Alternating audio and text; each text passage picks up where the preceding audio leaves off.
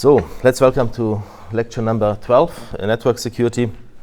The last time we talked about TLS as one common method to secure communication in the transport layer, and one of the main findings was that it places itself between the transport layer and the application layer. So what it does, it uses an interface from the transport layer and provides an interface as if it would be the transport layer. So the same system is applied here. So basically you can create a socket connecting to a port, or basically IP and port. In TLS you basically will use some kind of domain name, so URL, so some kind of domain name. And this is then used as a foundation to connect to the server. Then TLS makes sure that a handshake is performed, clarifying the authenticity of the server, is negotiating the keys to use, the cryptographic mechanisms to use, and handles the encryption of all traffic that is passed by HTTP, for example, to the over TCP and so on to the server. And the handshake clarifies very systematic elements. So what do we need? Let's jump into the handshake. So what you need to communicate, basically you need to clarify three things. So what you want to achieve is the authentication of the server. So you want to clarify who is the server you are communicating to, basically identified by the domain. Then you want to establish keys. No, you want to first agree on cryptographic functions, cryptosuite. So which cryptographic function should be used? Sometimes you have some freedom to use either to use IAS or DS or whatever kind of hash mechanism. So you need to agree on that, and then you need to negotiate keys. Because once you have the keys, you can encrypt your communication, and you can also confirm the integrity of the data. So how does it work? So in this handshake, we need to establish these three steps. So first, the client communicates its supported cipher suites. These are typically listing various elliptic curve mechanisms, various hash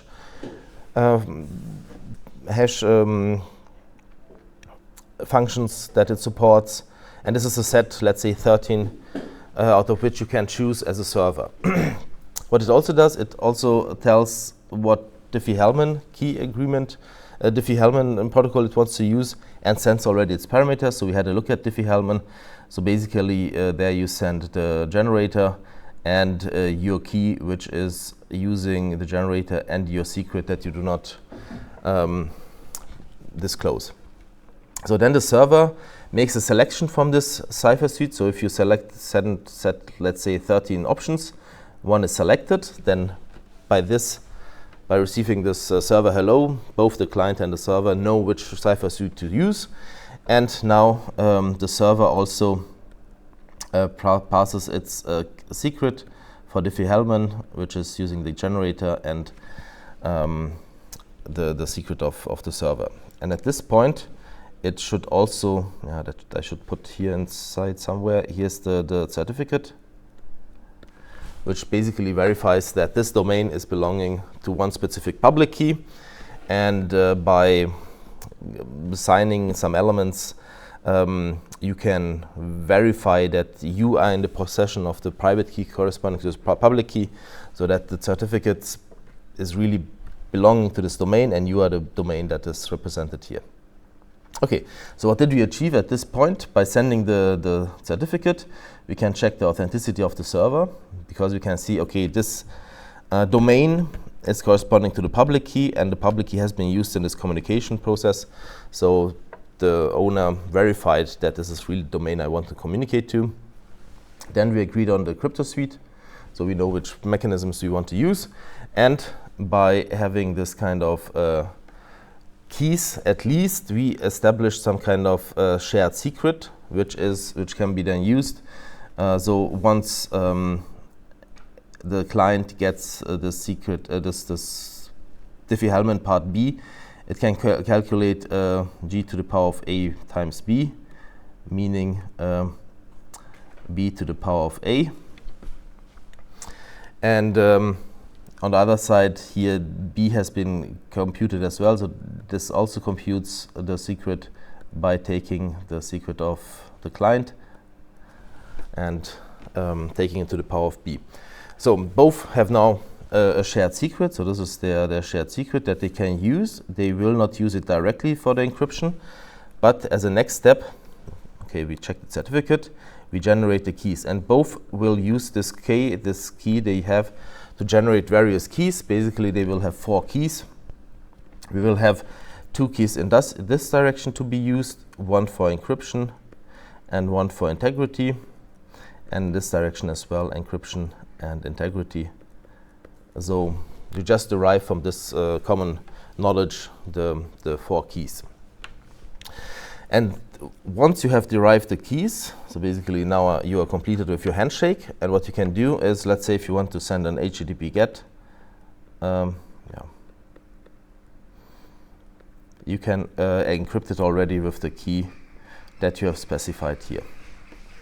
And also integrate some kind of integrity mechanism for verifying that you are the author of this message.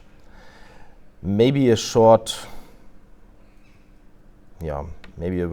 short outlook on how this is done. So how with symmetric keys. So here we get some kind of, let's say this is K1, K2, K3, and K4. So let's see how we can use the various keys in symmetric encryption. So encryption is very easy. Coming back to the very first lectures.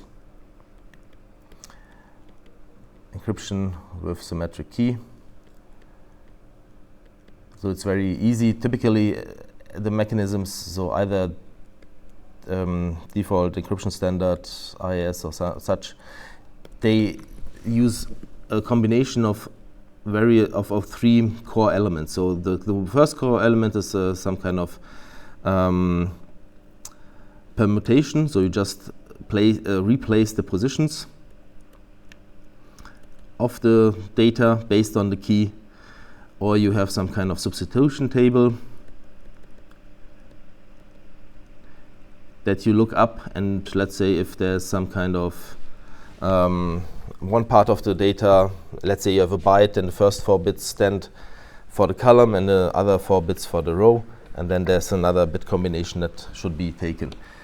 So and the last one would be XOR, and this you do several rounds in a row, and by this the key determines which permutation should take place, which substitution should take place, which XOR should take place, and basically the key is so important that basically you would be able from any kind of plain text create any kind of ciphertext depending on the key. So every ciphertext is equally probable just by selecting a different key. So you cannot derive anything back what this could be without having the key. So this is with the encryption, and integrity is also very easy with symmetric encryption. So you have a key, and what you can do is you transfer the message and you transfer the hash of the message concatenated with the key. So, and only parties who know this K2 can recreate the same hash. Otherwise, I mean, this is the core property of a hash, that you cannot create any identical hash value from different input. That's just this collision avoidance or collision problem that hashes can address. So you must need to know the right key to identify, to recreate the same hash. So basically you send this, and once this arrives, then you take the M. This would the server do now, also concatenates the key, and then calculates a hash and then compares is it equal or not. So very simple to create, very lightweight, because creating the hash is very easy. You don't need to sign it. You use asymmetric encryption or so. You just compare the hashes that you receive, the hash that you received with the one that you computed, and if they are equal, then you know the corresponding party used the right key, and the bits have not been modified. Okay, so far for TLS. Now we will jump into the topic of IPsec. So now this is a layer lower. We have, one moment, I just check something because I'm always a little bit paranoid that I'm not recording. So now we have IPsec. IPsec serves two purposes. So this is now different in TLS. The core element was that two applications could connect your browser with the web server, but otherwise other applications such as the email program does not have any privilege in connecting to this to any application on the same host. So only in TLS, if this is the host, these are the processes, then TLS just creates a secure connection between two processes. So this is secured. With IPsec, what we can do is to establish a link between two hosts. This is now application independent, and the hosts are now connected to create a secured link to each other. So this is now datagram level encryption, authentication, integrity. So we have the same security goals. This is often summarized as security. For any kind of user traffic, control traffic, any kind of traffic between these two hosts.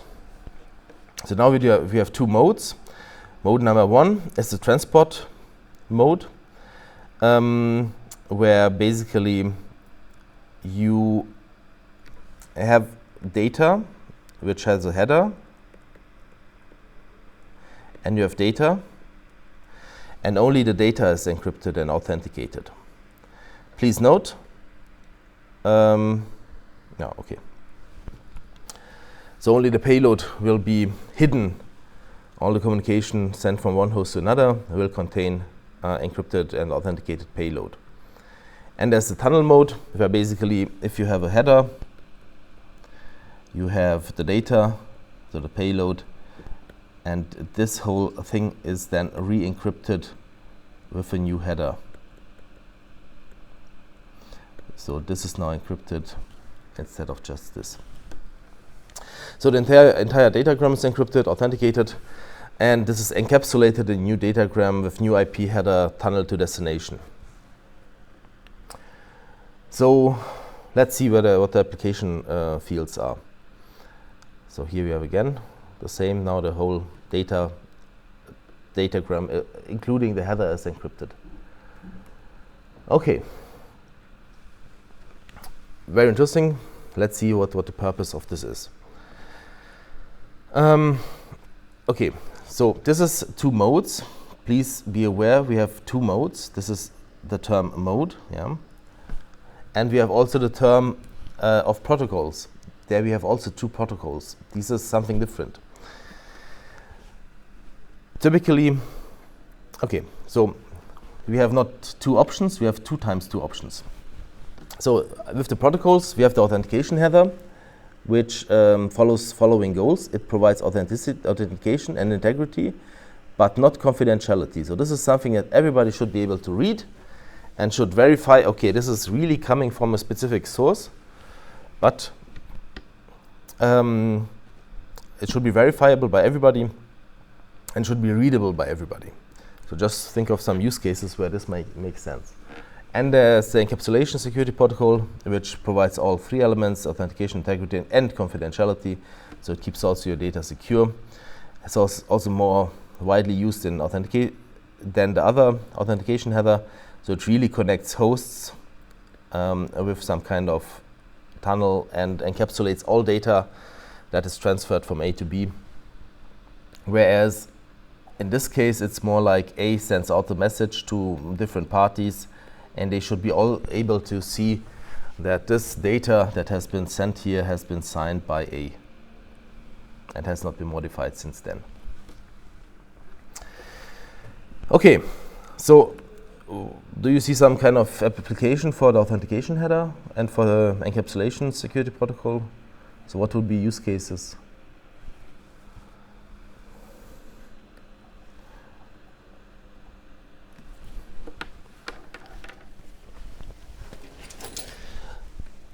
So very common approach for the encapsulation security protocol is, for example, VPN, where you connect your machine to a virtual private network server, and you can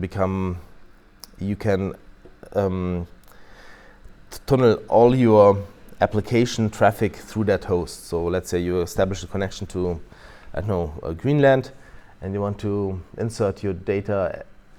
You want to appear as if you would send out your message from Greenland, and you connect your VPN to a server there, and all of your traffic is tunneled there and then released into the wild, into the network.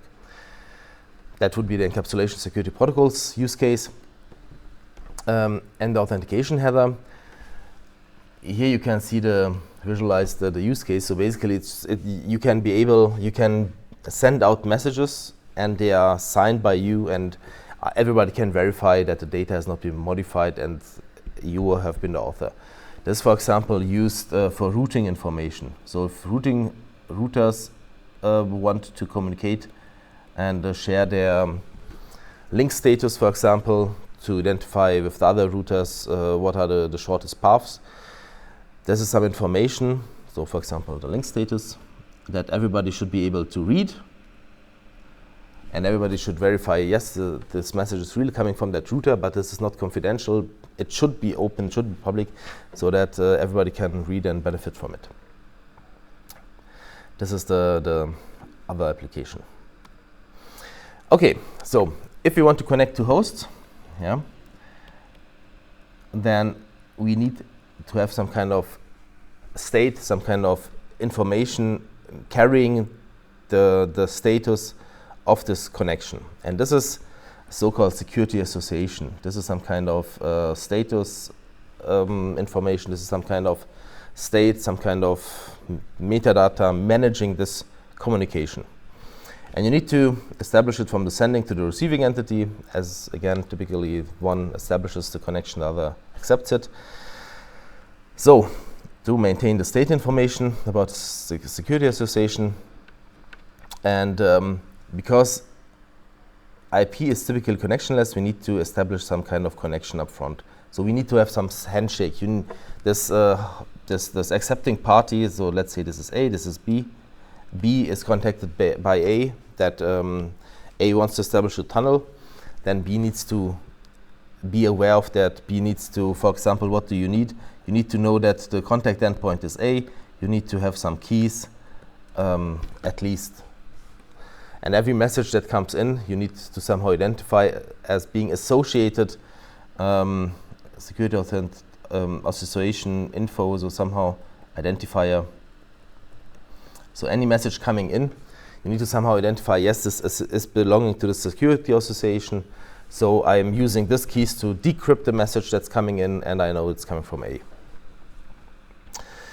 Okay, so what does it store? It stores the identifier of the security association. It's called security parameter index. So then it has some encryption keys.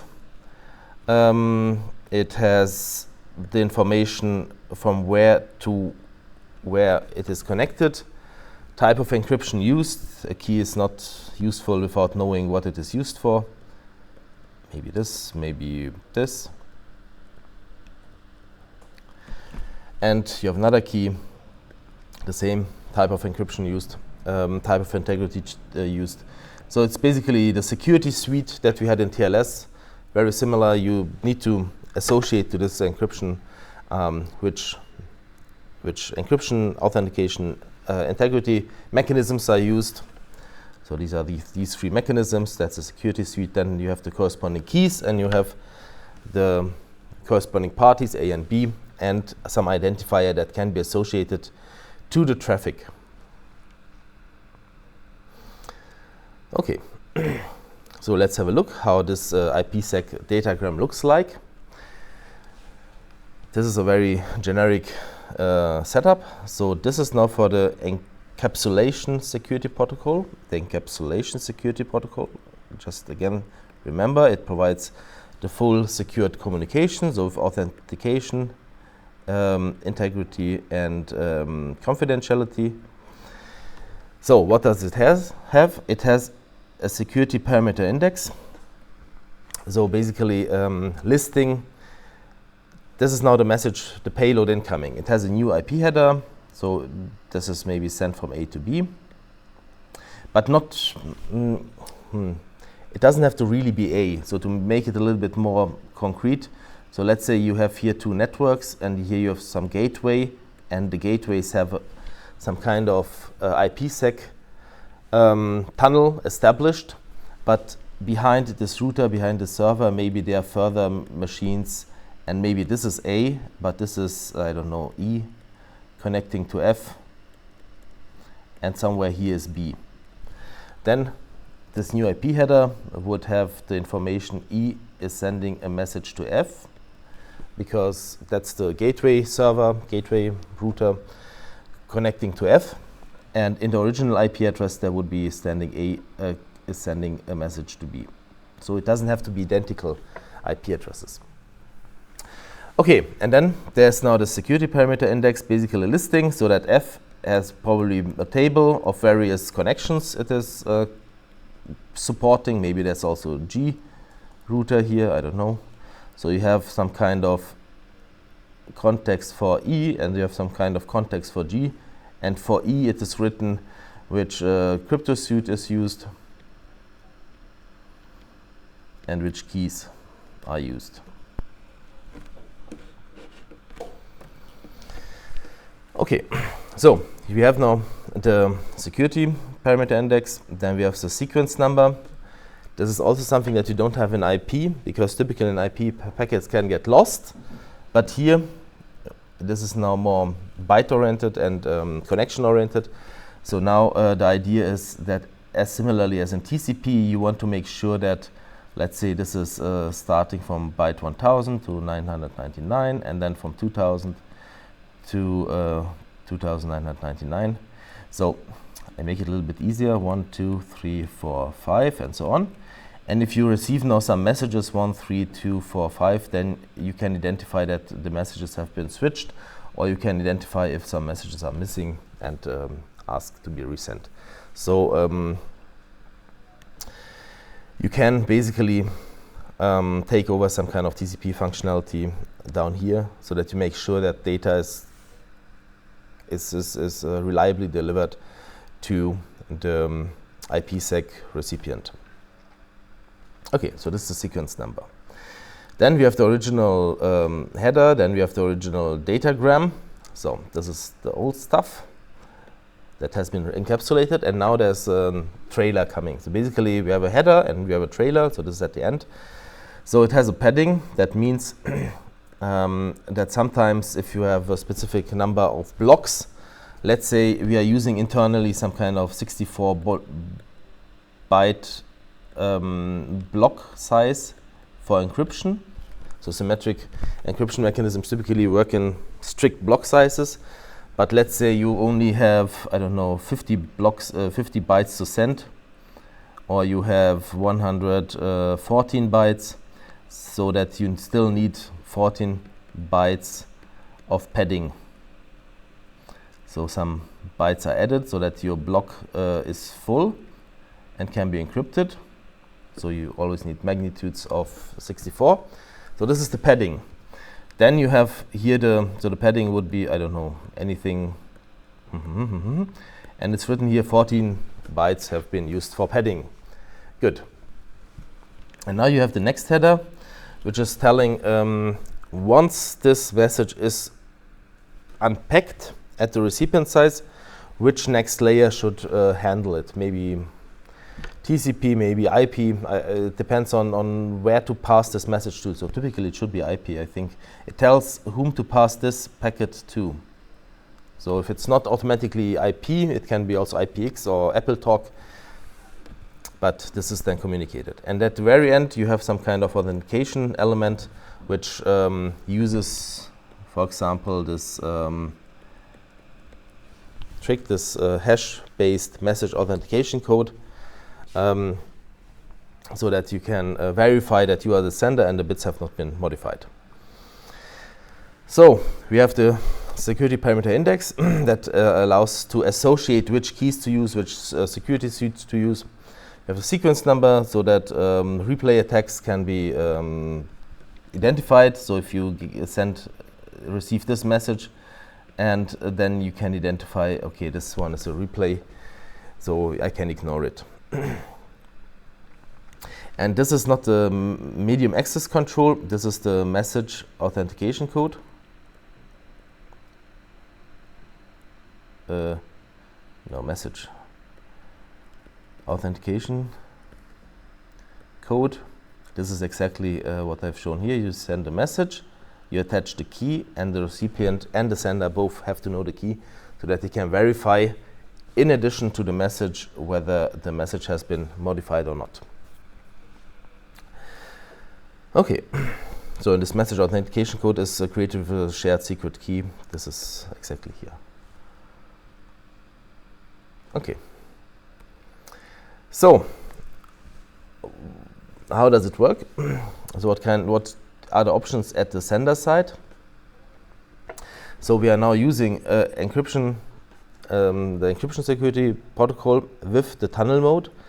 That means out of these 2x2 combinations, we have tunneling now. So both the header and the data payload is encrypted, as well as we have this full security, so including confidentiality for both header and data packet.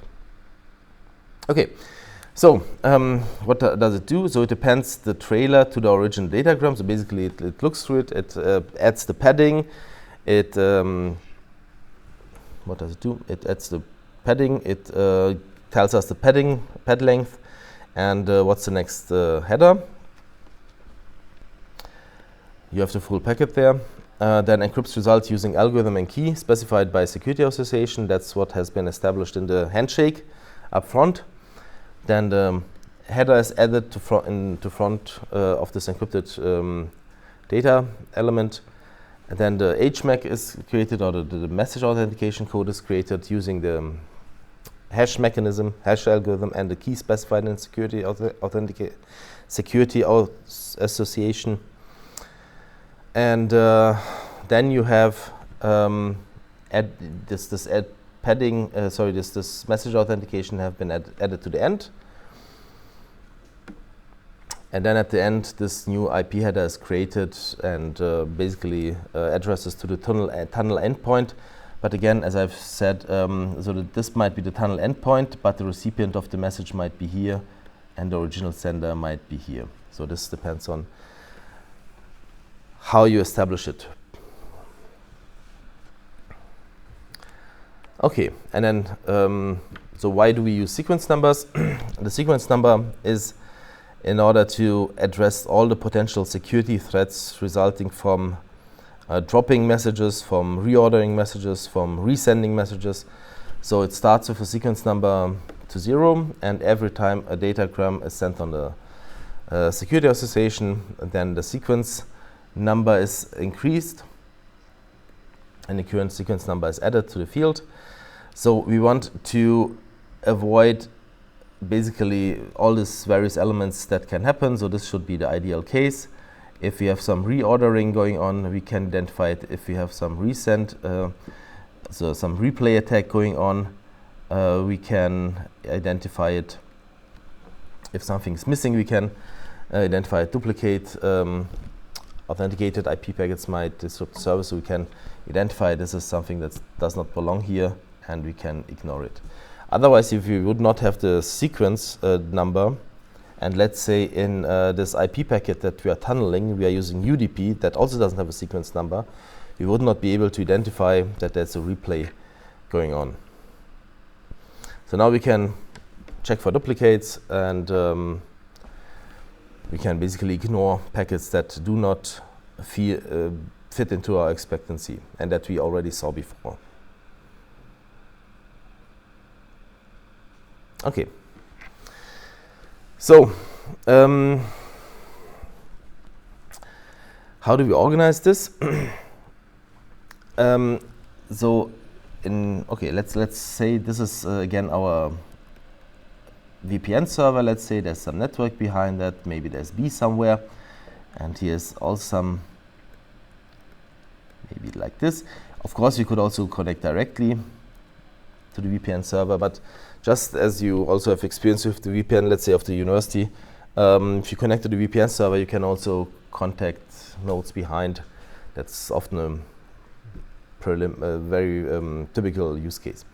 So what this server needs to have is to have some kind of database. The security, basically you have different databases. On the one side you have the security association database, where once the connection has been established, so let's say you have here, so let's say here we have written A, and then we have stored for it the crypto suite, and the keys and so on.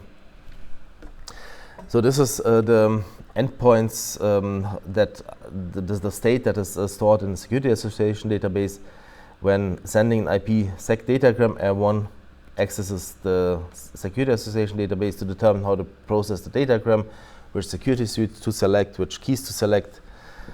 And once it arrives at R2, then also R2 looks into its security association database with the corresponding index to see how to process the datagram that it receives. So basically, you can have a security association for A, you can have one for, let's say, E, with different mechanisms in place, of course, different keys. And this is just some kind of table that you can look up. What kind of entry do I have stored for the security parameter index? Okay. Then, at the sender side, here is some kind of security policy database.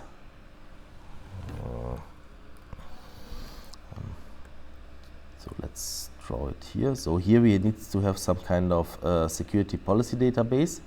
So if I receive a message from E, and I'm a router maybe, the sender needs to know if it should use IPsec or not. I mean, if I'm a router E, I could send the message just directly using IP, or I could use IPsec.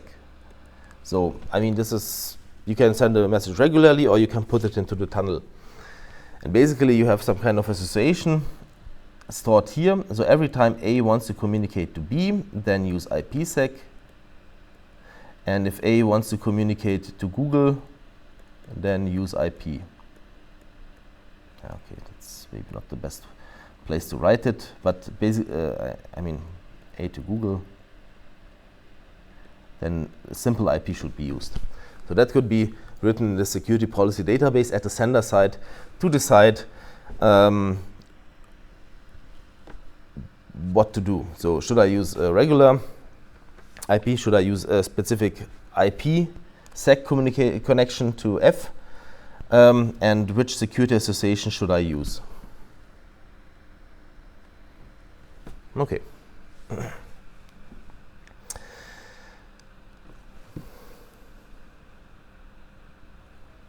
One moment. Yeah, okay, yes. So let's assume some use case. So here we have A, here we have Trudy, then we have B, and she doesn't know the keys. Typically, what is how do we achieve this?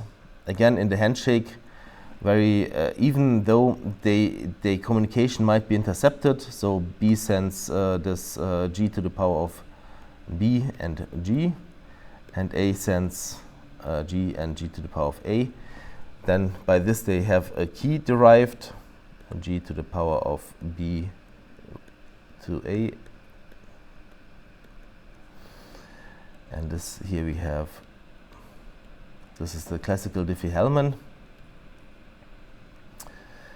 And by this key, they can encrypt further communication and the key exchange. So, Trudy sits in the middle, can read the data, but cannot derive the keys, doesn't know the keys.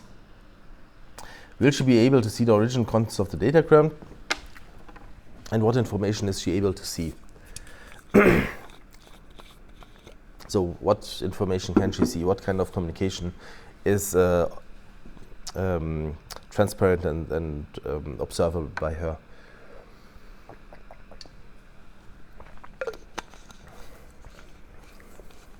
Just think of your typical use case of, let's say this is Bingen. You are connected with your VPN connection, 40 client or so, and you want to communicate to some kind of, I don't know, OLAT here, or some kind of Incampo or whatever, that are typically at different servers than the virtual private network. So what can be observed in this case?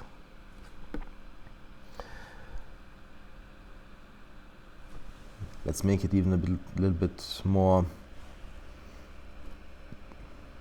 generic, let's say. So let's say here we have R1 and A is behind that one. So what you have here is typically that the communication that can be observed is only that R1 is communicating to Bing. We do not see that A is communicating to OLAT. And which port is used? Here's some kind of random port selected to some kind of VPN port here. So the server is typically connected to a specific port, so we can see there's some kind of encrypted communication going on. But otherwise we don't see that communication. Then we have, for this communication, we will see UDP or TCP. UDP or TCP. We didn't yet talk about what to use, but for the messages that are transferred here, so maybe you have an HTTP request that is using TCP. This you cannot see, so you do not see that TCP is used internally or UDP is used internally. You can just see potentially what R1, the router that Alice is behind, is and connecting to Bing, what kind of transport layer protocol they use, and we should discuss what might be more beneficial. And which application port is used? So do we see that on OLAT port 80 is used? No, we don't see that. We just see there's some kind of VPN port here that we are communicating to, and we don't know what application, what processes are behind that. Can Alice flip bits without detection? Any idea? So if Alice of Trudy sees here that there's some traffic going on and she's maybe also a router there, can she modify bits? No, I don't think so, because they use hashing, so integrity is guaranteed. Yes, so we have this message authentication code, which, I mean, if there's a datagram, I mean, then let's say this is M, and here what is inside is the hash of the message and K, and this key is only known to A and to R1 and Bing. So Trudy does not have this, and if you modify any kind of bits here, so 010 to, I don't know, 000, then the hash would not fit anymore and the message could be identified as modified. This is, where do we have it? This encapsulation security protocol authentication part that is using this message authentication code. Okay, last question. Replay of a datagram that we talked about. So there we have the sequence number, and if something is repeated, then you will be able to identify that some packets are resent. Okay. So let me just see, do we have the use cases later? No, okay. Okay, interesting. One moment.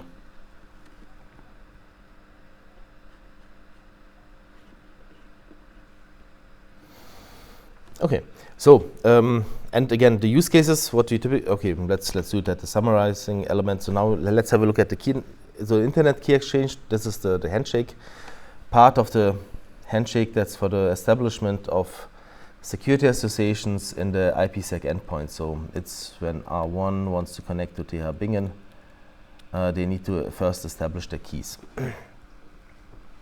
So this is the example security association that we want to aim for. We have the security parameter index, then we have the two hosts that will be connected. Then we have this crypto suite, which specifies which kind of mechanisms are used, and here we have the keys.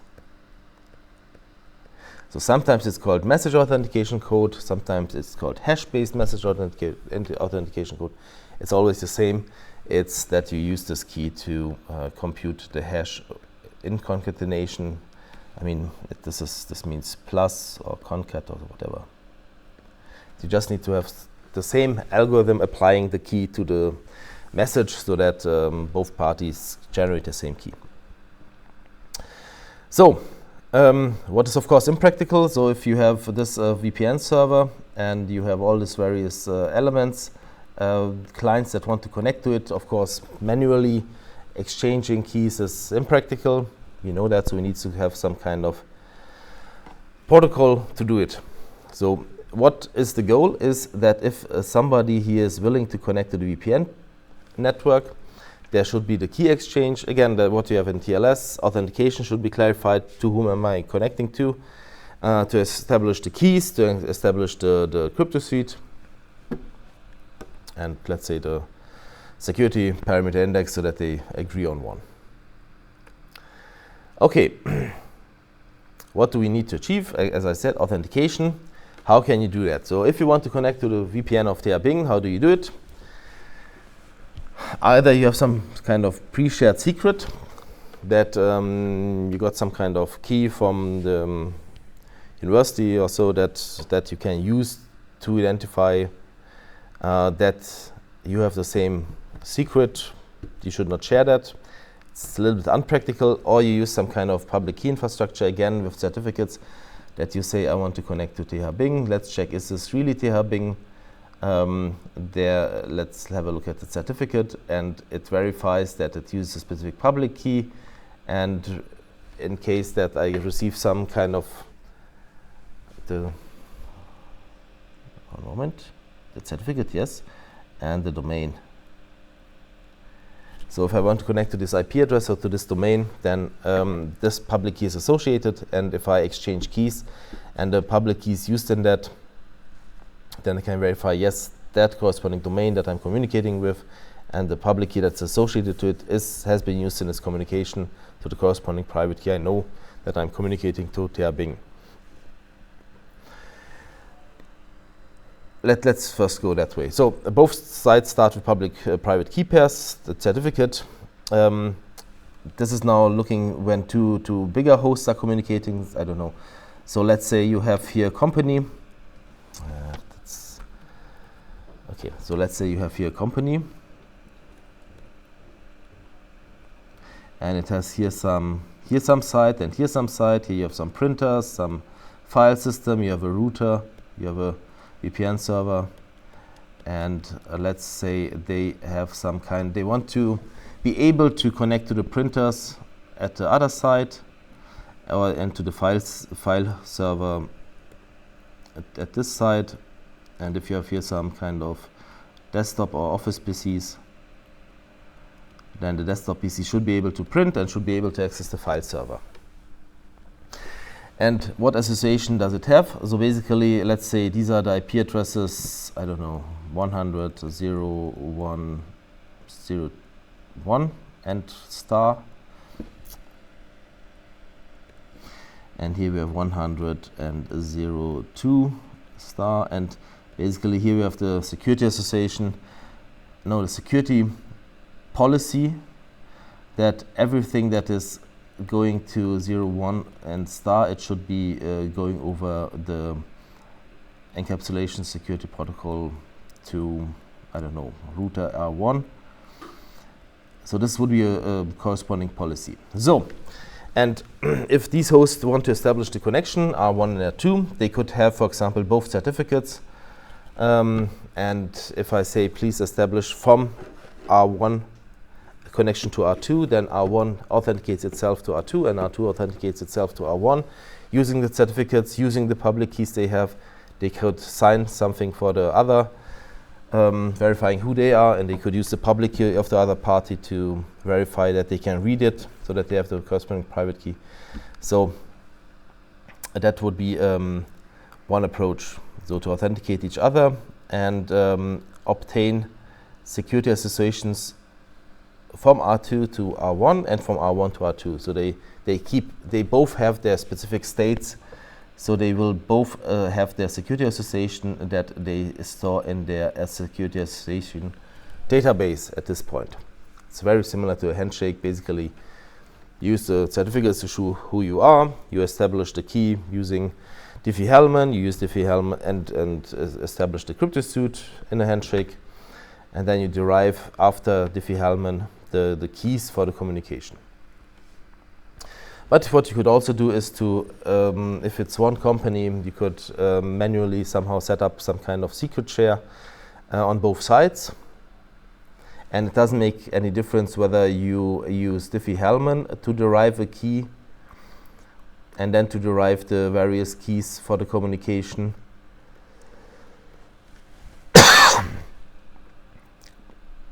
Or whether you use this pre-shared key directly without having to communicate it. I mean, you could also call an administrator and dictate the shared secret that is used to derive the keys. Okay. So, let's see how this internet key exchange takes place for this IPsec key establishment phase. So first we need to establish bidirectional security associations in both sides. So R1 needs to store some SA with to R2, and R2 needs to store some security association connected to R1. And this phase number 1, let's see, is to use to securely negotiate IPsec pair of security associations. So let's see how this takes place. There's an aggressive and a main mode. Basically, here in the aggressive mode you use fewer messages, and in the main mode you have more messages and are more flexible. So you assume less. So basically you go through all the steps individually instead of just setting or assuming one. So let's have a, I thought there's a summary on that. A little bit strange, I must say. I'm a little bit missing the slides there. Let me just see, did I take that out? So, okay, so we don't go much deeper into that. But so what should we take as a takeaway out of this slides? So what we have here is, yeah, let's first summarize, and then we summarize again. So what do we have here? So IPsec is allowing to use either the data, so basically the simple mode where you can identify, so we have, where is it? We have two kind of modes, the transport mode and the tunnel mode. The tunnel mode is the more common one. Transport is rarely used because this is just connecting two direct hosts, and the tunnel mode is more powerful because as we can have it here, you can also have much more machines here, and basically you can set up site 1 and site 2, and once you are connected to this second site, you can also access from node A, also node B, and if there's some further, I mean, you can access, this tunnel mode acts as if you would be part of the network. whereas the transport mode only connects two hosts directly, and you cannot browse, let's say, the other machines that are behind, because let's say this is A and this is R2, so you could connect to R2. But if it's only accessible, let's say B would be accessible in the other network, you would have to individually every time set up your connection to the various sites. So then if you would want to communicate to B securely as well, you need to establish a connection as well. If you want to communicate to C, you need to connect with an IPsec protocol as well. So they all need to support this virtual private network server.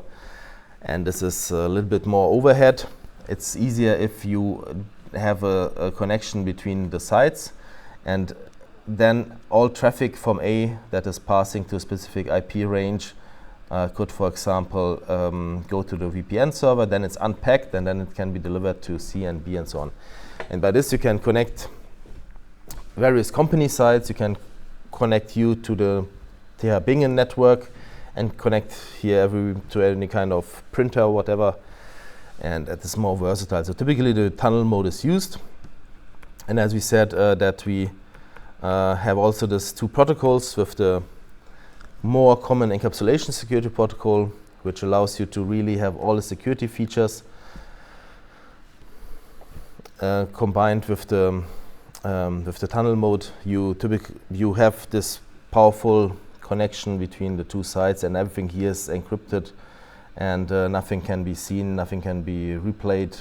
So that's basically connecting two networks and as if they would be one. So this is the typical use case.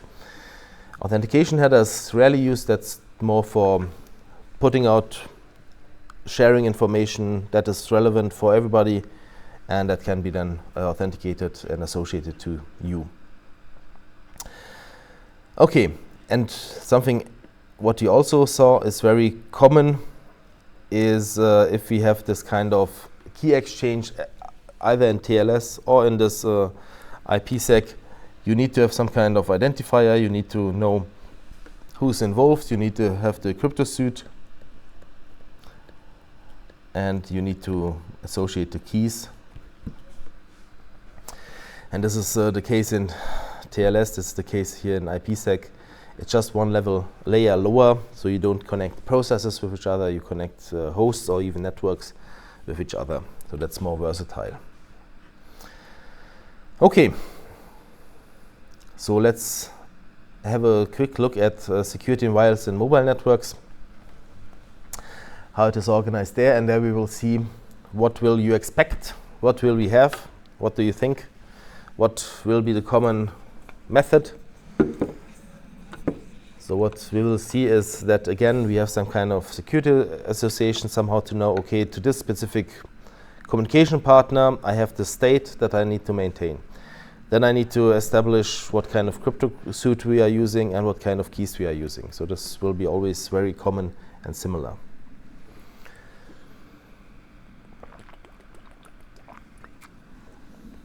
The difference with mobile and wireless devices is the question where the security association takes place. Whether it's placed in the access point or whether it's delegated to some more powerful server. And because wireless devices are less resource intensive, they are not so powerful, typically this is handed over to some centralized point at the authentication server so that you can have various access points and all of they take care of the radio control, of the radio management, but the decisions are done by an authentication server in the background. So what do they have to do? The mobile devices, they must first associate to an access point. Yeah, this is where radio comes into play. And then they have to authenticate to the network and to be verified to be able to join the network. So how is it done? Very similarly, we need to somehow clarify, again, crypto suite, keep in mind, the security capabilities. So the access point advertises its presence, that's fine, but this is the crypto suite forms of authentication and encryption provided. And the device now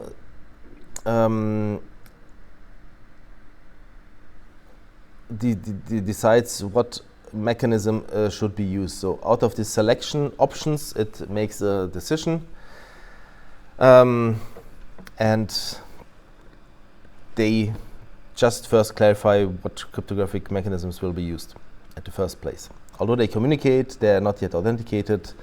They don't have yet the encryption keys ongoing, so they just clarified in some kind of handshake what mechanisms they will use. Okay, now that they have decided it, again, one typical approach in Wi-Fi is that you have some shared symmetric, you have some kind of shared common secret, for example, password. So if you want to join a Wi-Fi network, typically there's a key required to do that, some kind of password, sometimes printed on the backside of the access point. Of course, you can modify it, but that's one common approach. And then if you have this shared common secret, then you can use this. You can use some numbers used once to prevent relay attacks or replay attacks. And some hashing, so to verify that you have the knowledge to join the access point because you have the pre-shared key. And then you can derive from that some symmetric session keys. So basically, very similarly to the approaches that we had, once you start with some key, in this case you have some pre-shared key, you can derive from it some kind of keys for the various directions that are used. And for ongoing traffic, we always use symmetric keys because that's more efficient. So the private key pairs here not used at all. We don't have anything in Wi-Fi. The goal is always to derive some kind of symmetric keys for integrity and encryption in both directions. Okay, so how does it, for example, look like in VPA3 in the handshake? So we have here the mobile device of initial shared secret and also the authentication server of an initial shared secret. Then you need to verify that you have the knowledge. So first, the number used once is generated. Then you derive the session key using this number used once that you provide and the number used once. This is from the authentication server. This is from you, the mobile device. So both hand in some kind of input, because what they want to do is they want to derive all these four keys. Here we have a key from the authentication server to the mobile device. Then we want to derive a key for the other direction, so from the mobile to the access point. And so what we do as first, so let's say this is the key that we had previously. This is that both the authentication server and the mobile device have shared. So what do? We take the hash-based message authentication code. We add the key. We add the nonce that we received from the access from the authentication server. What do we verify by this? We verify that we have the key. So because we can send back this nonce combined with the key and the hash to it. So even if somebody's intercepting this message, they will not be able to read and to derive this nonce. So this only we are able, by using the key, will be able to generate this hash. And then we send our nonce. So once we receive this nonce, we generate our nonce. This is independent, just that we have our input as well. We generate a symmetric session key using both nonces and the initial secret key. So basically our key for the communication with the access point will derive on a nonce of the authentication server, nonce of the mobile device, and the initial secret. What do you think? Why do we have both nonces involved? Why does it make sense that the access, the authentication server has some input and the mobile device has some input?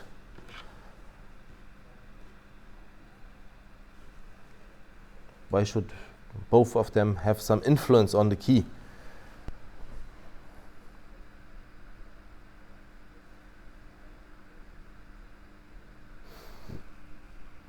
So just assume one of them is somehow faulty and doesn't work properly. It's, let's say here is always 0 taken as a nonce, or somehow the nonces are repeating. And then it might be easier probably to recreate the key or to somehow hack the key. So what you want to do is to take both parties and enable them to influence the outcome and to put into it some entropy, some kind of complexity for the key generation, so that it is not so easy. And even if one of the parties tries to somehow weaken the quality of the key by the input of the other party, the key is still strong enough. So this is what the mobile device generates after this message. And once this nonce M is sent to the server, then also the server has the full knowledge of to create the same key. And now we are at the same position where we have been in the other protocols. So either previously we have used Diffie-Hellman to derive a key, and then to derive from it this various keys K1, K2, K3, K4. Then we have the option for pre-shared secret. This is what we have here. Then we derive K. From there we derive the keys 1 to 4. So you always need to have some kind of common ground how you derive a common key. This is always different from session to session, so that you do not repeatedly use the same key in the communication. And once you have this key, you can derive any kind of further keys from it. Okay. So with that symmetric shared session key, we could now derive the next keys, but sometimes it stopped here. So now we have the key.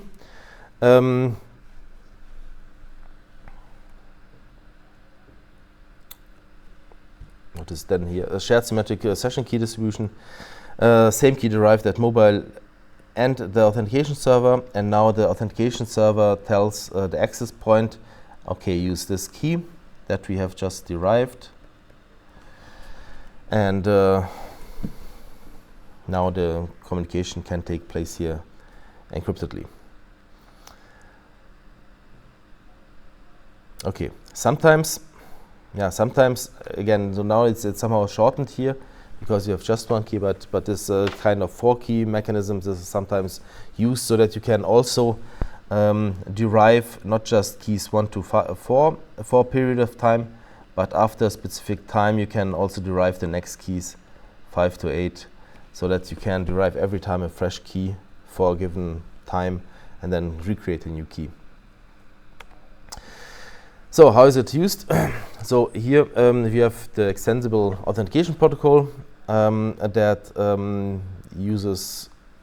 is used to pass on the messages, the requests and responses between the mobile node and the authentication server. Especially this extensible authentication protocol is used so that basically they establish here some kind of host-to-host communication. Here we have some UDP IP, and then the application that is used basically is to have some kind of forwarding to the other side, so that all messages coming from the mobile are passing the access point, going to the authentication server until they have established the keys. And once the key is updated here, then this extensible authentication protocol is not anymore in place. I mean, this is just used to transfer the communication from the mobile node to the authentication server. You need to have some kind of application handling this. And this is this extensible authentication protocol. Okay, as you see, you can go in much more details here, but the core elements that you need to take away from this overview is that in Wi-Fi we start with a public pre-shared secret. we use some kind of delegated decision by the authentication server and not the access point, and the pre-shared secret is used to derive some key. Yeah. Okay. A little bit more about security in 4G and 5G. If you have more interest in that, yeah, just a small teaser. There's also the recordings so far for wireless communication networks. So okay, you are already in master, so I'm not really sure whether you can take it. But you can still, if you're interested, have a look at the YouTube recordings on mobile communications, where we also go through all of these various generations, and Wi-Fi and Bluetooth and satellite communication and why the sky is blue. Okay, so how do we organize it here? So 4G is very simple and nice in comparison to 2G and 3G and 5G maybe even. So this is the nicest element that setup that we have. And basically you can separate there two kind of networks. So one is the network that you are in. Yeah, it has various base stations where you're connecting to, and this is the remote network or the visited network where you're currently in. Then here's the internet, and somewhere you have your home network. So very simple setup. You are in a visited network and you are connected to a base station. So, what do you have to do if you want to, let's say you are somewhere in Brazil, somewhere in the rainforest, and you want to connect to the 4G network there. What is required to do so? So, first of all, yes, very similar to Wi-Fi, you need to somehow associate yourself to a network and have some kind of communication partner. But of course, the base station doesn't simply accept you. You need to first verify who you are, meaning what kind of identity, international identity number you have, to which home network you are associated, especially for the purpose if you want to make a call or take a call, somebody needs to be paid. Will you be able to afford it? Do you have the right service booking at your home network? So you need to first verify who you are and whom you are connected to based on your contract. And also the network needs to authenticate itself to your home network so that your home network can say, okay, you made a call here, and the visitor network wants to charge your home network for the call that you made. Then the home network wants to be sure that this is really a valid visited network and not just claiming to have offered services to you. So you need to authenticate yourself to the network, and the network needs to be authenticated as well. What we have here, we don't have shared keys, but we have a global identity, typically through your SIM card, which contains the IMSI, so your international mobile subscriber identity, which globally identifies you and tells to which network you're belonging, telecom for example. Because we need to verify you in order to be able to check the service subscription you have, what services you can use while you are remote.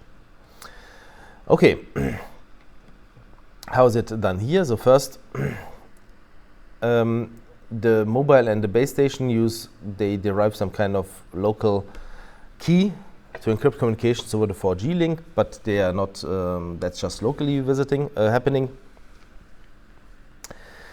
And what needs to happen now is basically, you can think of a 4G network. There are many, many base stations connected to some kind of core network, and this core network contains one mobility management entity.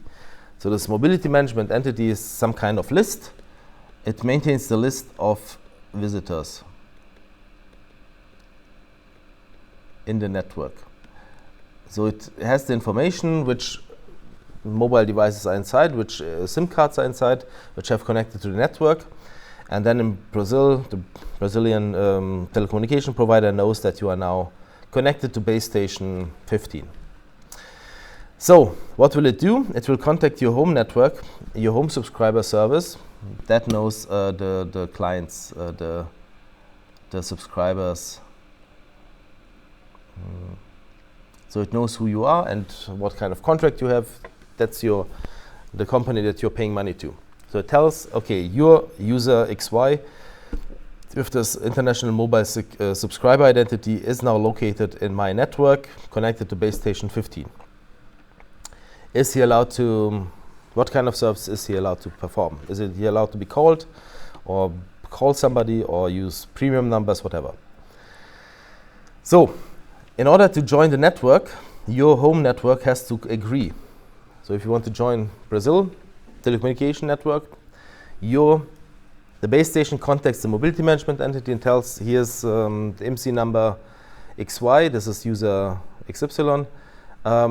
Please contact the home subscribe service. Then the mobility management entity contacts the home subscribe service, tells, I have here this client who wants to join my network. Is he allowed to do so? Will I be able to charge you for the services? If the home subscriber service says yes, he can join, then this is passed on to the mobility management entity in Brazil, and you are allowed to join the network, and then the base station is flagged that you can join. So the home network, visited network have to both somehow be authenticated and valid to interact in this business. So what is happening? So you tell, okay, this is my international mobile subscriber identity. The base station forwards it on to the mobility management entity. The mobility management entity forwards it on to your home network with this virtual network information. So visited network information, sorry. So it's basically telling client XY, Alice is currently in Brazil, wants to join the network. Is it okay? Now the home subscribe station, that's IMSI, visit network info. It's sent to the home subscribe server service to Telecom. Is Alice allowed to join? So it's a number. So the Brazilian company doesn't know that's Alice, but it knows that's the globally unique identifier that is managed by this home subscriber service. So is this number, this user allowed to join? And then the home subscriber server, home subscriber service can then tell yes, it's valid. So yes, that can join. Here's some kind of authentication token. So this is something that basically tells, please ask the user to answer to this token, and the reply should be this. If you do so and the answer is correct, you will know this is really the user XYZ, so associated to the international mobile subscriber identity. So now the mobility management entity knows, okay, I should use later these keys. This will be the reply, and this is the question. Question. So the question is forwarded to the base station, to the client. So now what does this authentication token contain? It contains, it was encrypted by the home subscribe station, so the mobile associated to it should be able to decrypt it, allowing the mobile to know that whoever computed the auth token knows the secret shared in advance secret with the home subscribe station. So basically, the mobile will be also able to identify, okay, this is really some legitimate network, visited network I'm currently in. So although I'm in Brasilia somewhere, they contacted my home subscribe service. The home subscribe service really confirmed I can join, and now I have to verify that I can read this. And now the answer should come back. Yeah, so this is the response now.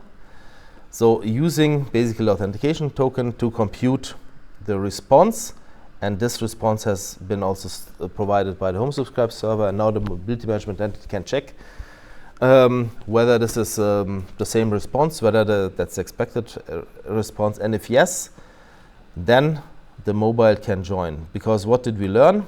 So now these are the keys to be used to communicate. So the mobile is authenticated. and generate keys for the base station, and the mobile and the base station have then shared keys, so how they could communicate. So what did we learn? So in this setup, the home subscribe server service is authenticated. It's basically communicating to the mobile by using some authentication token that involves the pre-shared secret between them two. By this, the mobile knows, okay, somehow the home subscribe service agreed that this visited network I'm in is valid. What we also learned is, by providing the right answer, the mobility management entity knows, okay, this is really connected to, so this user is connected to a specific home network that I can charge for the services that the user consumes, and some keys have been deployed so that later on the communication can be secured. So very nice, and now we can participate in the communication. And then here we have the key that the derivation of the keys. Again, that we have this kind of concept, K1, K2, K3, K4, so that we don't use the key directly, but we use keys that we derive from it, because by this, after a time, we can derive new keys. Okay. Maybe one further word on this, to combine it with IPsec, how the traffic is going on. So typically, if you have a mobile device in IP4, and you are connected to the base station, and somewhere in the network is the mobility management entity, and here are further base stations, and typically you have here some kind of routers, quite many, but the server, also the client, should not be able to communicate to these routers or to any kind of other machines. So what you typically have is that there's some kind of gateway, and let's say there are further routers, and somewhere there's a gateway to the public data network gateway, and this is then connected to the internet.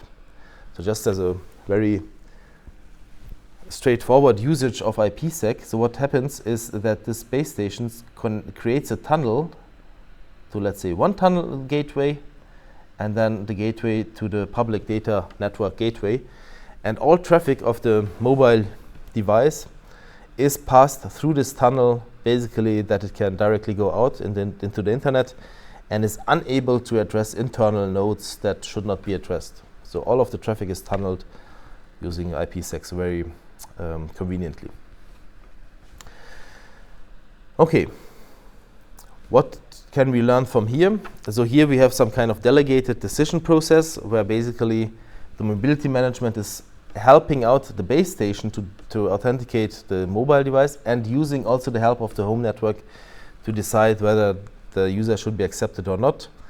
Common properties, common approaches, how it is done. Here again, pre-shared secret is used to verify between the mobile device and the home network that by using this pre-shared key in the authentication token by a MAC, for example, that the sender is the home network and the data has not been modified. What else do we have here? Challenge response. Here's the response that is expected. The challenge is in the authentication token that can verify that basically the mobile device also has the corresponding key and is really subscribed to the home subscribe service. So it's belonging to that Deutsche Telekom, for example. And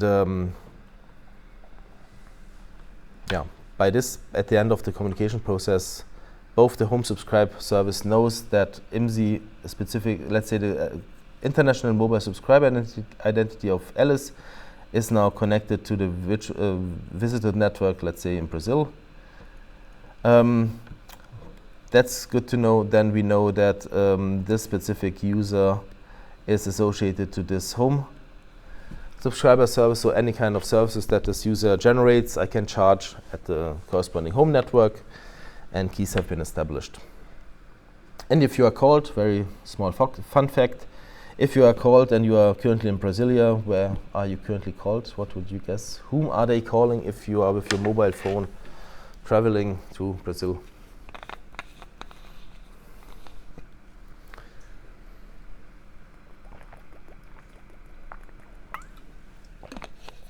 Some friend of you from Kazakhstan wants to call you on your mobile phone. You are currently in Brazil with your German SIM card. How does it happen that within seconds your phone in Brazil rings? Maybe they call the local service provider in Germany and they Yes. relay? Yes, exactly. So they call the German home network. I want to contact this person with the phone number. They look up where you are currently, and either they redirect so that all traffic goes through their home subscribe service, or they tell you please contact with this demand request Brazil directly, and then you establish the connection directly, and then basically the call is passed to the mobility management entity. They look up, are you really in this network? At which base station are you connected to? Have you been granted the service allowance to be called? Can the home subscribe service can be charged? And if yes, then the call is forwarded to the base station and your phone rings. Okay. Yeah, there's some changes. I'm not really sure whether this makes sense, but okay. In 4G, the decision is done by the authentication by the mobility management entity. Now the home network provides the decision. That's still a middleman, but can reject the decision. Here, pre-shared keys has been used in advance. Now, not anymore because it's too many devices connected to the network to have pre-shared keys in advance. The IMSI has been transmitted in clear text to the base station. Now it's more encrypted. Yeah, okay. But the biggest change, if you are more interested in mobile communications, in 4G, basically you had for every functionality some kind of machine, some home location registry, home service subscribe station. You had this mobility management entity. You had gateways and whatever, and then now it's more all cloud-based, cloud plus radio. So you have a very dumb radio layer, and in 5G, you have a dumb radio layer, and everything is put into the cloud. And in 4G, you had more specialized devices doing different tasks. But okay, that's diverging. So, summarizing and basically summarizing also lectures. So, what is very essential to understand is first of all